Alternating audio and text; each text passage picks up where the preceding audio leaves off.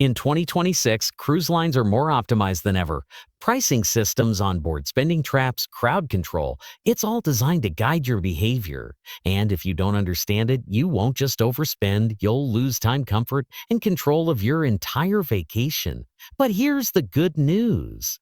If you follow this step-by-step checklist in the exact order, you'll move through your cruise smarter than 90% of passengers.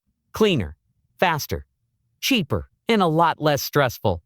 Let's start from the very beginning. Phase 1. Pre-booking decisions. Booking too early without checking price patterns. You might think booking as early as possible always gets the best deal. It doesn't. Cruise pricing moves in waves, and early prices are often just placeholders. If you lock in too soon without monitoring, you can end up paying hundreds more than necessary. Pro tip: watch prices for at least 2-3 weeks before booking. Many lines allow price adjustments before final payment, but only if you catch it. Ignoring cabin location strategy, most people just pick a cheaper balcony and move on. That's a mistake. Cabin placement affects noise, motion, and convenience. Skip this, and you could end up above a nightclub, below a buffet, or at the far end of the ship walking 10 minutes everywhere. Pro tip: midship, mid-deck cabins reduce motion and walking distance. Always check what's directly above and below your room. Falling for a free perks of bundles, free Wi-Fi, drink packages, onboard credit, it sounds like a deal. But these bundles are often priced into your fare at a higher total cost. If you don't calculate the real value, you're paying for things you won't fully use. Pro tip: price the cruise both with and without perks. Sometimes booking base fare and adding only what you need is cheaper. Not checking port schedules before booking, you're not just booking a ship, you're booking crowd levels. If your ship docks alongside 3-4 other ships, ports become overcrowded, excursions sell out, and everything slows down. Pro tip: search your port dates and check how many ships are docked that day. Phase 2. Pre-cruise setup. Skipping online check-in early. This seems small, but it controls your entire embarkation experience. If you delay check-in, you'll get a late boarding time. That means longer lines, crowded terminals, and missing early day advantages. Pro tip: complete check-in the moment it opens to secure the earliest arrival slot. Not pre-booking key onboard experiences, shows, specialty dining, spa times. These sell out fast. If you wait until boarding, your schedule will be limited or completely blocked. Pro tip: reserve your top 2-3 experiences before the cruise. Leave the rest flexible. Packing without a first-day strategy, your luggage might not arrive for hours. If you don't plan for that, you'll spend your first afternoon uncomfortable, unable to swim, or stuck waiting. Pro tip: carry a small bag with essentials, swimwear, medications, documents, and a change of clothes. Ignoring travel insurance, it feels optional until something goes wrong. Missed flights, medical emergencies, cancellations, these costs can spiral fast. Pro tip: choose coverage that includes trip delay and medical evacuation, not just cancellation. Phase 3. Embarkation day mistakes. Arriving too late. Many people aim to avoid waiting by arriving later. That backfires. You enter peak congestion, rooms aren't ready, and early bookings are gone. Pro tip: arrive early, explore the ship, and lock in reservations before the crowd builds. Heading straight to the buffet, everyone does it. That's why it's chaos. Lines, noise, no seating. It sets a stressful tone for your trip. Pro tip: go to a lesser-known dining venue or sit-down restaurant.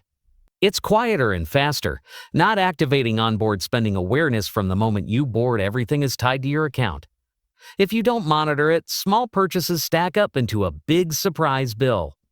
Pro tip: check your account daily through the app or guest services. Phase 4.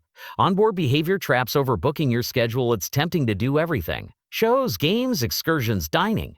But overloading leads to rushing, stress, and missing the actual enjoyment of the cruise. Pro tip: plan 60-70% of your time. Leave space for rest and spontaneous moments. Ignoring peak versus off-peak timing. Cruise ships run on predictable patterns. If you move with the crowd, you'll face lines everywhere. Food, pools, elevators. Pro tip: eat early or late. Attend shows on off nights and use port days to enjoy empty ship spaces. Misusing the drink package. People either underuse it or overuse it. Both are costly, either financially or physically. Pro tip: calculate your break-even point before buying. And pace yourself to avoid burnout early in the trip. skipping daily schedules every day. The cruise line releases a schedule full of events and timing updates. Ignore it and you'll miss key opportunities or show up too late. Tro tip, review the schedule each morning and highlight 2-3 priorities. Phase 5, port day decisions. Booking last-minute excursions at the port. It feels flexible, but it's risky. You may overpay, get unreliable providers, or miss the ship if delays happen. Pro tip, either book through the cruise line for safety or research trusted operators well in advance. Returning to the ship too late. This is one of the worst mistakes. Ships do not wait for independent travelers. If you misjudge time, you could literally be left behind. Pro tip, aim to return at least 1-2 hours before departure, not the last call. Phase 6.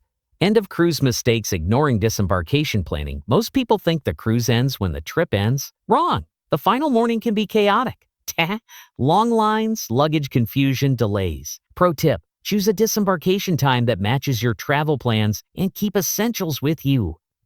Not reviewing your final bill. Charges can slip through, duplicate items, incorrect fees, or forgotten purchases.